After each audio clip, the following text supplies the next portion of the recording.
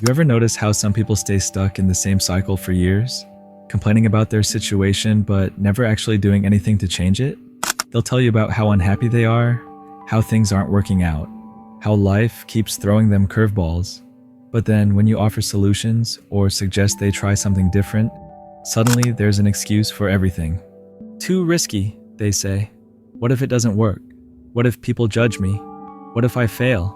And so they stay exactly where they are, holding on to the very thing that's keeping them miserable like it's some kind of security blanket. Here's the brutal truth most people don't want to hear. You're not stuck because you don't have options. You're stuck because you're terrified of letting go of what's familiar, even when that familiarity is slowly killing your spirit. Think about it. How many times have you stayed in a job that drained your soul because leaving felt too scary? How many times have you remained in relationships that weren't serving you because being alone seemed worse? How many times have you avoided taking risks because the possibility of failure felt more frightening than the certainty of staying exactly where you are? The thing is, your brain is wired to keep you safe, not to make you happy. It's designed to avoid pain, not to seek growth. So when you're facing a choice between something familiar and something unknown, your brain will always choose familiar, even when familiar is actually destroying you from the inside out. But here's what your brain doesn't understand. The biggest risk isn't failure. The biggest risk is never trying at all. The biggest risk is reaching the end of your life and realizing you spent decades holding on to things that were never meant to be permanent. See, most people treat their current situation like it's permanent, like it's carved in stone.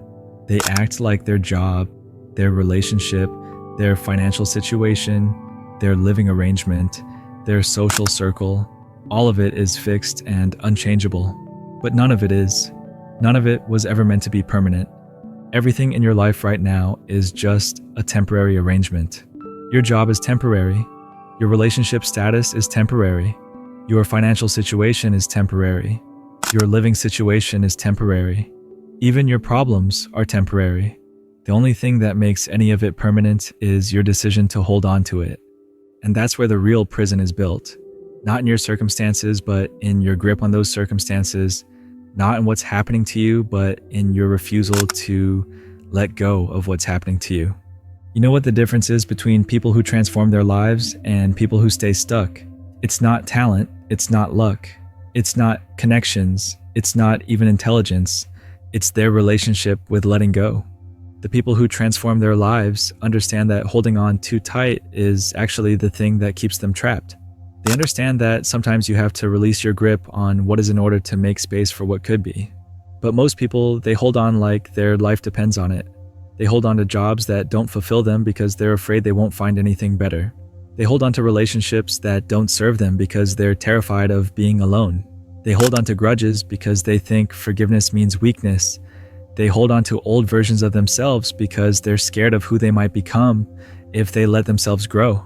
And all of that holding on, all of that gripping, all of that clinging to what's familiar, it's exactly what keeps them stuck in place. Here's something most people never realize. The very thing you're holding onto for security is often the thing that's preventing you from finding real security. That job you're afraid to leave because you need the money, it might be the exact thing preventing you from finding work that actually pays you what you're worth. That relationship you're staying in because you're afraid of being alone, it might be blocking you from meeting someone who actually sees your value. The comfort zone you're protecting so carefully isn't actually protecting you. It's imprisoning you. And the wild part is, you already know this. Deep down, you know that nothing changes if nothing changes.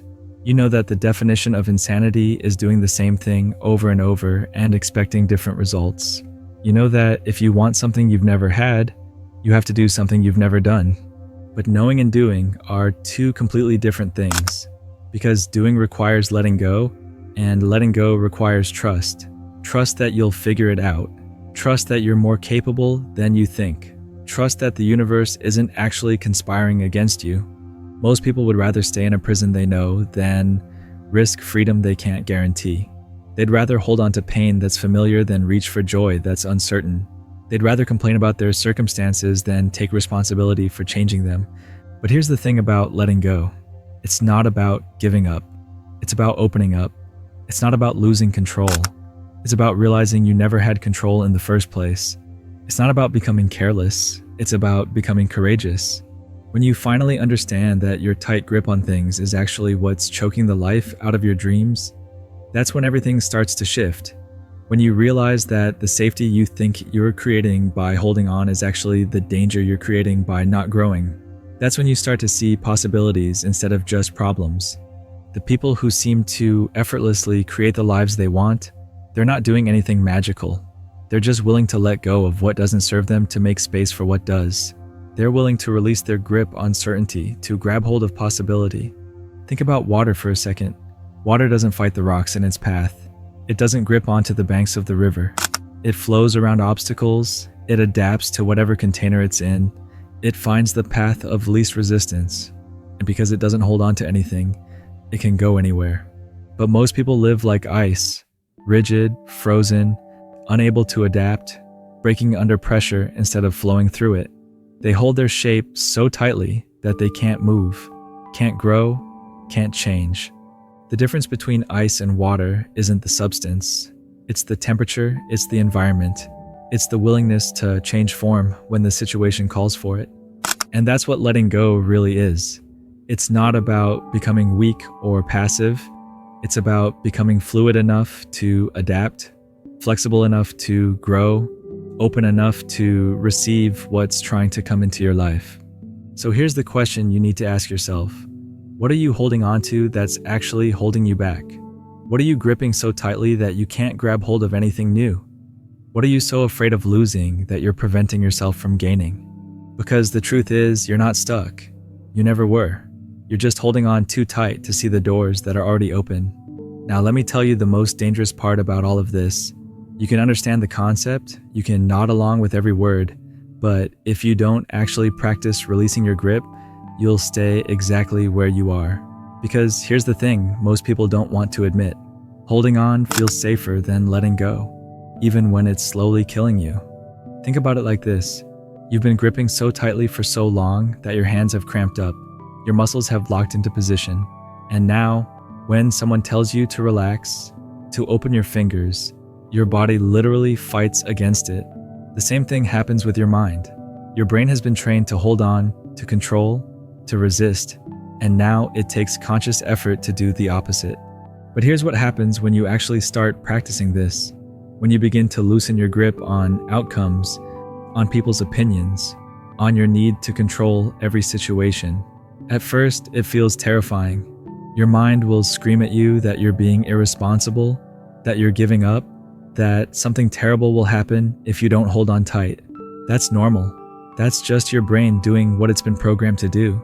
But if you push through that initial discomfort, something incredible starts to happen. You begin to notice opportunities that were always there, but that you couldn't see because you were too focused on forcing things to work a certain way. Doors start opening that you never even knew existed. People respond to you differently because you're no longer approaching them with that desperate energy of someone who needs something from them. The key is to start small. Don't try to let go of everything at once. That's just setting yourself up for failure. Instead, pick one area of your life where you've been holding on too tightly. Maybe it's your morning routine. Maybe it's how you expect people to respond to your messages. Maybe it's your timeline for achieving certain goals. Choose one thing and practice loosening your grip on it. Notice what happens when you stop trying to force that particular outcome. Notice how your body feels when you're not constantly tensed up about it. Notice how your mind starts to relax when it's not constantly calculating and planning and worrying about that one thing. This is what freedom feels like, and once you get a taste of it, you'll want more. The beautiful irony is that the moment you stop desperately chasing something, you often end up getting it anyway. But by then, you realize you didn't need it as much as you thought you did. You were just addicted to the chase, addicted to the struggle, addicted to the familiar tension of holding on tight. Here's something that might surprise you. The people who seem to have everything figured out, the ones who move through life with ease and confidence, they're not holding on tighter than everyone else. They're holding on less. They've learned that life works better when you work with it instead of against it. They've discovered that the river flows more smoothly when you stop trying to dam it up. But let me be clear about something. Letting go doesn't mean becoming passive or giving up on your dreams. It means releasing your attachment to how and when those dreams have to manifest.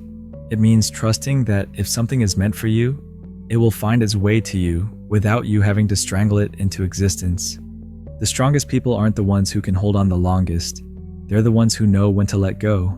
They're the ones who understand that true power comes from flexibility, not rigidity. They're the ones who have learned that sometimes the best thing you can do is step back and let life surprise you.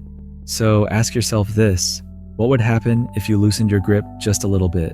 What would happen if you stopped trying to control every detail of your life and started trusting that things have a way of working out? What would happen if you replaced your fear of uncertainty with curiosity about what's possible? The answer might just change everything, because when you stop holding on so tight, you finally have space to receive what's actually meant for you. And that's usually so much better than what you were desperately trying to force. Look, if you've made it this far, you already know the truth. The moment you stop gripping so tightly to what you think you need, everything shifts.